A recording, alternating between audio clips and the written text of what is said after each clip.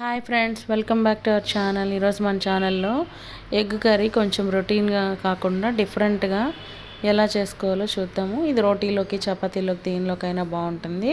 Try చేసి చూడండి, సింపుల్గా ఉంటుంది.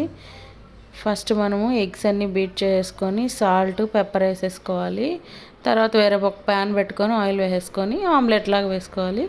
అన్ని సైడ్స్ బాగా కుక్ అయ్యేలాగా చూడండి, వీడియోలో చూపించిన విధంగా మనము అలా చేసుకుంటూ అన్ని సైడ్స్ బాగా కుక్ చేసుకోవాలి ఈవెన్గా. తర్వాత వాటిని పీసెస్ చేసుకొని కొంచెం సాఫ్ట్గా ఉంటే కొంచెం పులుసులో కొంచెం ఎక్కువ పీల్చేస్తుందండి. ఈ విధంగా మనము ఫ్రై చేసి పెట్టేసుకోవాలి. తర్వాత ఒక జార్ తీసుకొని ఒక 2 చిన్న టమోటాలు, ఒక 10 జీడిపప్పులు వేసి పేస్ట్ చేసుకోవాలి. తర్వాత వేరొక ప్యాన్ పెట్టుకొని ఆయిల్ వేసుకొని హోల్ గరం మసాలా వేసేసుకొని సన్నగా తరుక్కున్న ఒక 2 ఆనియన్స్ కొంచెం కలర్ చేంజ్ అయ్యేంత వరకు ఫ్రై చేసుకొని తర్వాత ఒక స్పూన్ అల్లం వెల్లుల్లి పేస్ట్, కరివేపాకు, పచ్చిమిర్చి వేసేసుకోవాలి. తర్వాత పసుపు, ఒక 2 స్పూన్ల కారం అంతా వేసేసుకొని కలిపేసుకోవాలి.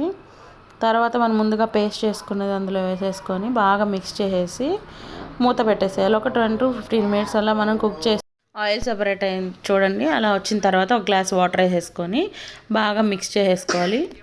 అందులో ఒక 10 జీడిపప్పులు వేసుకొని ముందుగా మనం ఫ్రై చేసుకున్న ఆమ్లెట్ దాంట్లో పీసెస్ చేసుకొని వేసేసుకోవాలి.